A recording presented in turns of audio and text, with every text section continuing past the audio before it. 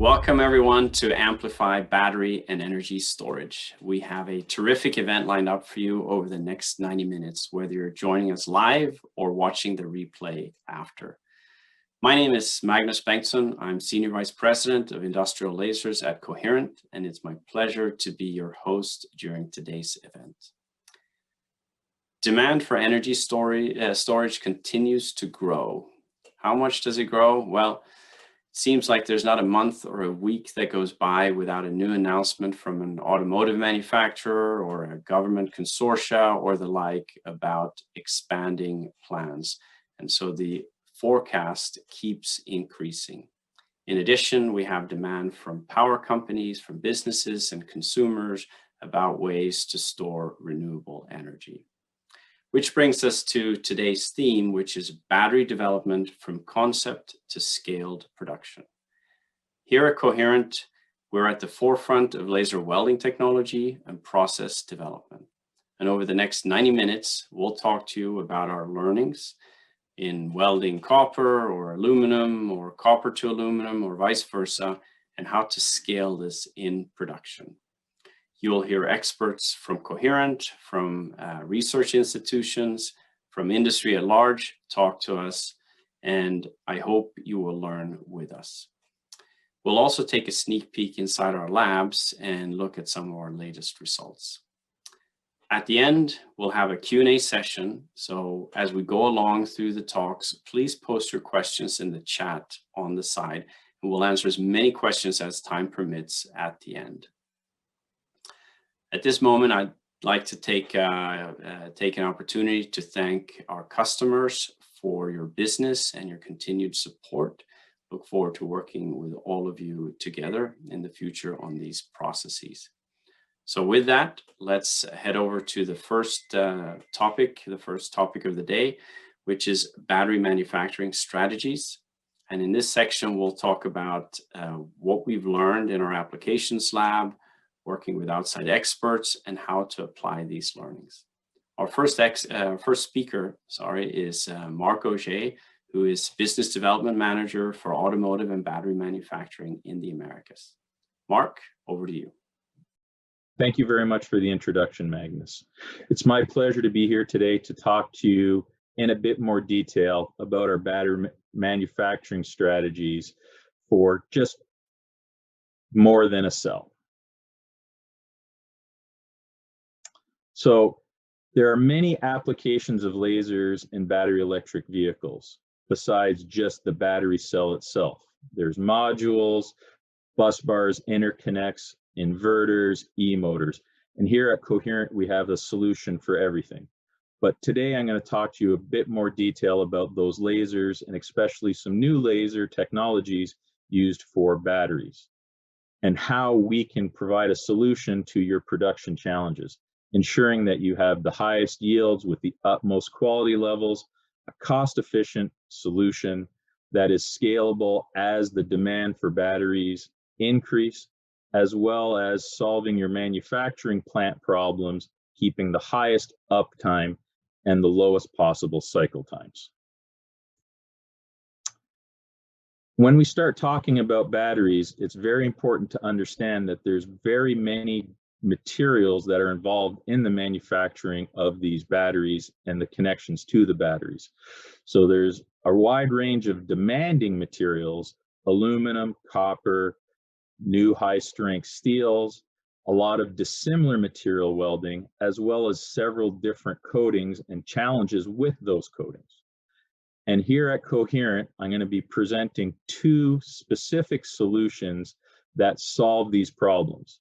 The first solution is going to be our adjustable ring mode fiber laser, which currently is available in 5 different fiber combinations, as well as an optic called the SmartWeld Plus system, which works with our single mode lasers to give you very fine, precise welding, especially with these dissimilar materials.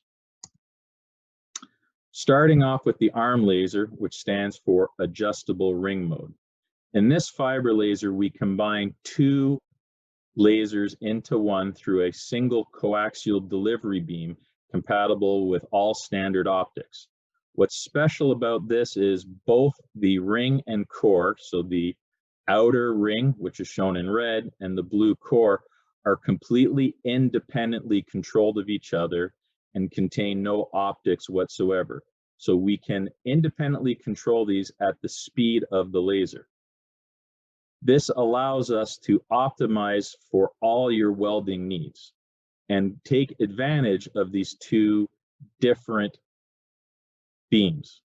The leading edge, or the ring, as you're welding, can be used to preheat the material, which, especially with some of the difficult materials, changes the absorption to allow the central core beam to couple nicely and generate a very nice stable keyhole.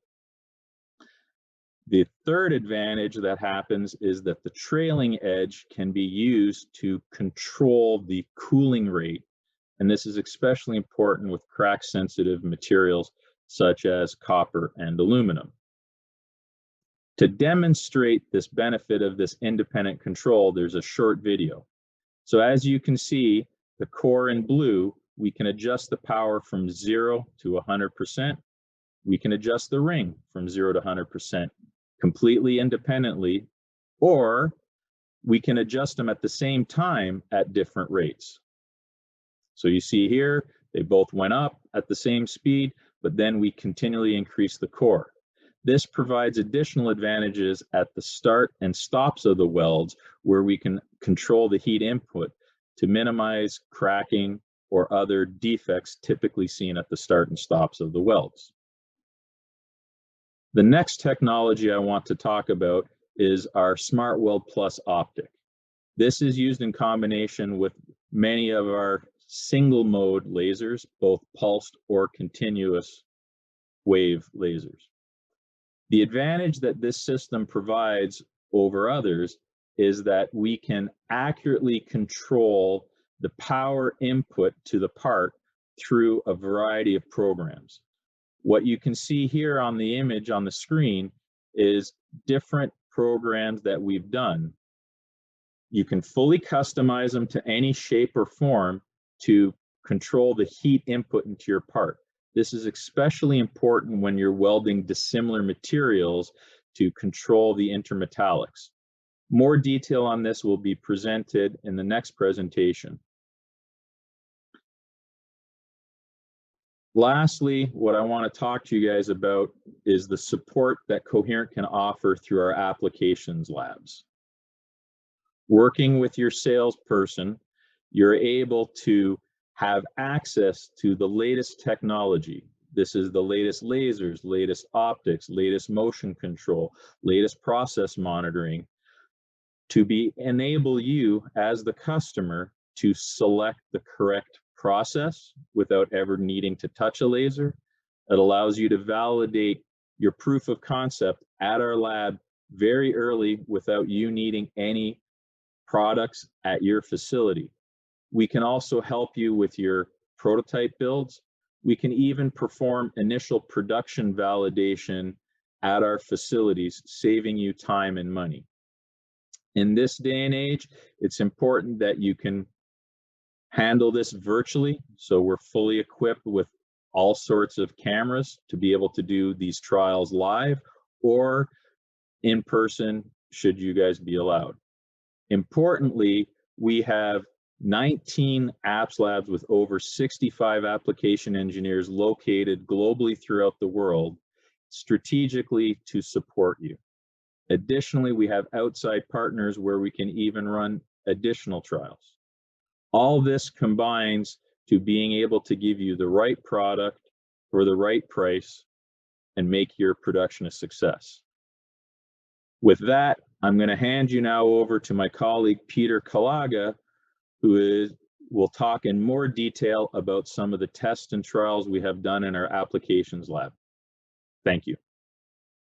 Thank you, Marc, for the kind introduction, and also a warm welcome from my side. And I now have the honor to show you some results we achieved with the technology we have available processing copper in our application lab. So welding copper with infrared lasers is normally a challenge. That's due to the material properties of copper, which are low absorption for infrared lasers in general. But there's also a temperature depending absorption. As you see in the diagram, the absorption rises dramatically when copper melts. Copper also has a high reflectivity against the infrared wavelengths. And on the other hand, also high conductivity. So the heat you bring in, it will disappear quite soon, and makes it complicated to achieve enough molten material with a laser. The state of the art to process copper at the moment with standard infrared lasers is that you result in a very low consistency of the weld seam. You see it here in the cross section, that you have some blowouts, some unstable processes, calling these open pores, maybe also pores inside the weld seam. So not very nice and useful weld seam for any products typically. So Marc already introduced the features from the arm laser with the core and the ring, and the possibility to have the parts ramped independently from each other. So that can be done with 5 or up to 5 kilohertz. And you see an example of different ramping of the core and the ring. And when we now use the ring to preheat the surface of copper, we are increasing the absorption for the core. You see it here in the picture. The ring is interacting with the material surface, and in the video you see the result. So we are preheating here now, and then we are adding the core power to the process and penetrating the material into the depths. And yeah, by ramping down the laser power at the end of the welding process, we prevent any spatter as the melt pool is getting more and more turbulent over time, and the more energy you bring into the process. So the benefit of this ramping and the power control and choosing the right power ratio between the core and the ring is visible here in the process videos. In this video, you see the center only. You see many spatters, as you maybe know also from different processes or other processes with standard fiber lasers. Not very nice, and the spatters will contaminate the clamping or even the part surface. When we now just use the ring power, we even do not couple into the material. We just keep it unharmed. With the right combination of core and ring, we have a very nice and stable process. You see a stable plasma, stable plume coming out of the process, and the result are nice surfaces, as you see it here. For the center only, not very stable. For the ring, not even harmed, as I said. And here is now the stable process as we would like to have it in our production, or in your production, I have to say. And the cross-section also shows no defects in the weld seam, while you have here, due to the blowout, some curves on the side. And here, of course, the missing penetration, nothing you can use in your production. Now, another argument against using infrared lasers for processing copper is normally the effect of the absorption that is caused by the surface finish. And what we have done here is we welded with 300 millimeters per second and started always at the same position. So this is now a very shiny surface, a high reflectivity, and typically fiber lasers are not able to start right at the point where you program them to start. But you see here in the high-speed videos, 3 times the same parameters, 3 times the same starting point. So very repeatable results.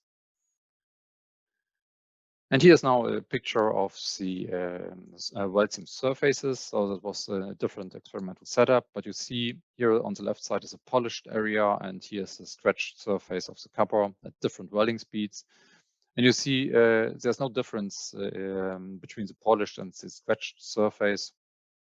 So we do not rely so much on the surface finish of the copper. So that's not possible with standard fiber lasers, but when you use the core and the ring in the right way, it's quite easy to establish even here a process that is very stable and gives repeatable results. So the reproducibility of the process is very high, and that is exactly what our customers are asking for before they start a process development with us. As that is a main demand for the production. As you have seen in the measurements of the beam itself is rotational symmetric, and that gives us the possibility to use any kind of optic. Here you see in the picture of the process setup a scanner system. Underneath the workpiece laying, and here's the cross section of what we have done. And the big advantage of being rotational symmetric is that you can weld in any direction you want. There's no need to change the orientation of the process head or to have any other efforts to ensure that you always have the same conditions. With the scanner system and the arm technology with a rotational symmetric beam, you don't have to care for that. You just program your weld pattern and can easily process the parts as you need and adapt the weld pattern if needed. So another problem of the standard fiber lasers that is due to the blowout. So during a blowout, you lose a lot of energy out of the process, and for that reason, you typically have different penetration depths over the weld seam lengths. As you see here in the process video, the keyhole stays open. That's very stable. You see some waves behind, but the keyhole do not collapse. The result of that process behavior is that we have a very consistent weld seam on the root side. So it means the penetration stays constant. In the cross sections, again, no defects, but what is more impressive is really the consistency of the penetration within a few micrometers over the total weld seam length. And that's not possible so far with standard infrared lasers, as the keyhole is not comparable stable as you see it here in the video.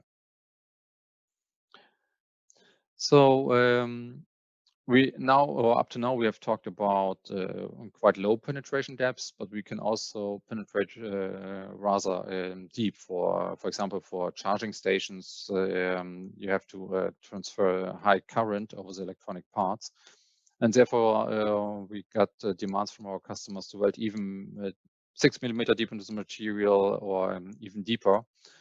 And we measured that and made some process development and ended up with a stable process with a welding speed of more than 5 meters per minute and a penetration depth of 6 millimeters and more.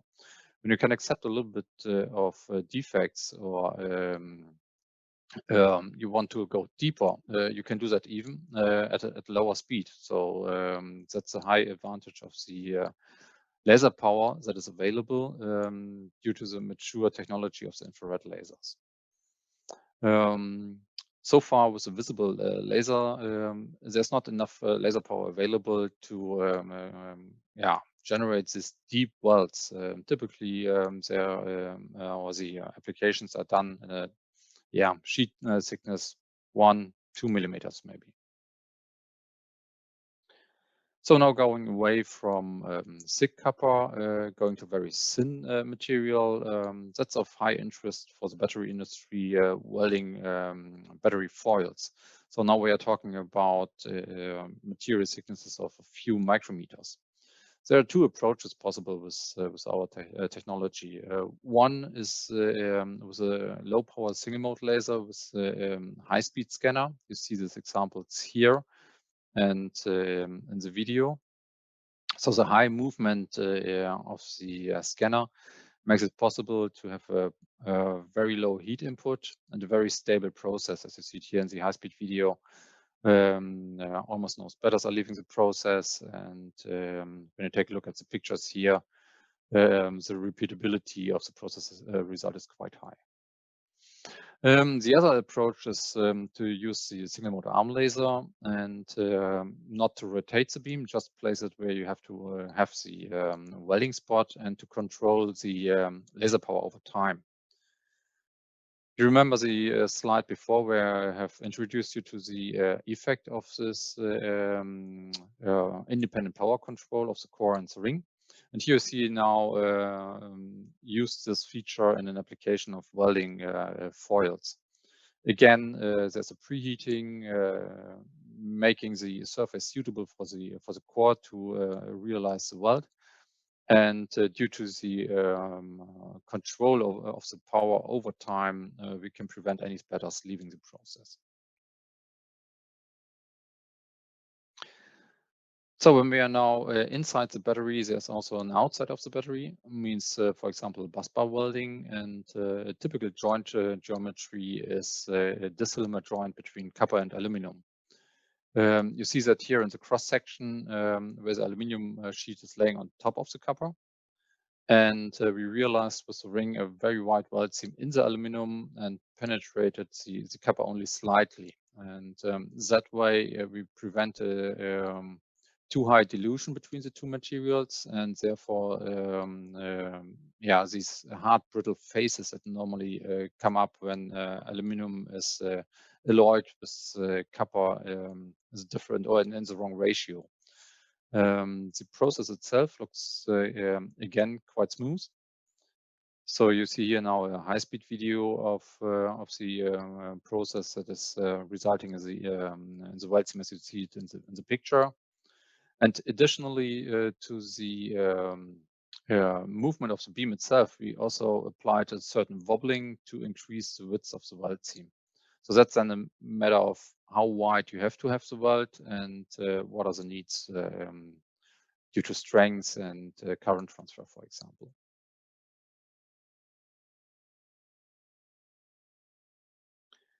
Yeah, here's now another example of joining copper to aluminum. This time the copper is laying on top, the aluminum underneath, and you see here is the area where the material is mixing up. And what we did here was now using the high frequency scanner again with a high speed of the spot on the workpiece. And in this case, we had some sort of 8 geometry performed by the scanner. And you see it here in the resulting surface of the weld seam. And due to the high speed and the weld seam pattern and the wobbling contour we are using, we were again able to reduce the mixture between the two materials to a very small area, and therefore also the hard brittle faces do not appear in such a high manner that it's causing a problem regarding the mechanical strength of the joint. And as we are using again a very high brightness laser, we do not have such a high heat input into the material, resulting into the effect that we have almost no visible impact on the backside of the material. So this 80-degree limit, which is typical for the battery, we do not normally reach these values. So typically we are in the range of around 50 degrees, something like that. So far away from harming normally the separator inside or between the battery foils. So joining copper and aluminum is one application we are facing quite often, but there are also applications where we have to join copper to steel, stainless steel or nickel-plated steel, for example. You see that here in the cross section, you have already a multi-material sheet, so steel, copper, and again steel. This is joined to the same sheet again, an overlap configuration. And using a scanner, you are able to have a more or less rectangular weld seam shape, which is not possible with the standard spot on the workpiece. They normally have this shape like a V, for example, with a high energy put into the center of the welding process. With a scanner, you easily can shape it really rectangular, keep the penetration constant over the width, and therefore do not penetrate areas where you do not want to penetrate. Or on the other hand, you can regulate the mixture between the two materials quite well, as you really just melt this area of the material underneath. So the mixture is kept in the right ratio, preventing any hard brittle phases. And that's the same again here on the right side. Due to the scanner movement or the scanner pattern, we were able to control the mixture between the two materials, and we could increase the strength of each of these welding spots, I have to say. And that way, you see here now in the picture 3 single spots welded. With the standard configuration, the customer had to weld 5 spots. Now we could reduce that due to the higher strength of each spot to 3 spots in total. And there was potential to save some process time and therefore some cost saving in the production. This is now an additional example of joining copper to steel. Different weld patterns, as I mentioned, it's quite easy to program that as you need it. So here we have used stitch welds. Here we welded a complete circle. And on the back side of this part, you do not see any harm, no tempering colors, no deformation by the root. And that's a good point of the low heat input of the laser. The battery underneath, you see here the can and the cap, and here is the current collector welded to the whole battery.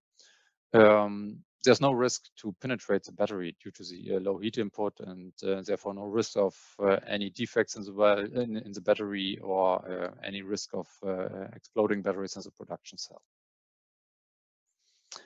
Yeah, that have been some examples from our application lab I would like to show you, and that brings me now to my summary. So in general, we can weld almost any material, no matter whether it's copper, aluminum, steel, or any combination out of these 3 materials. Due to the product characteristics we are providing, we have a very high stability for your process, resulting in an improved quality of the weld seam. And due to the stable process, this battery reduction is very high. So you do not have to do any rework, no matter whether it's on the part surface or on the clamping you're using. That is resulting in reduced scrap. So you do not lose so many parts in your production, and the benefit is that your cost in production is going down. And due to the fact that we have a standard infrared wavelengths and rotational symmetric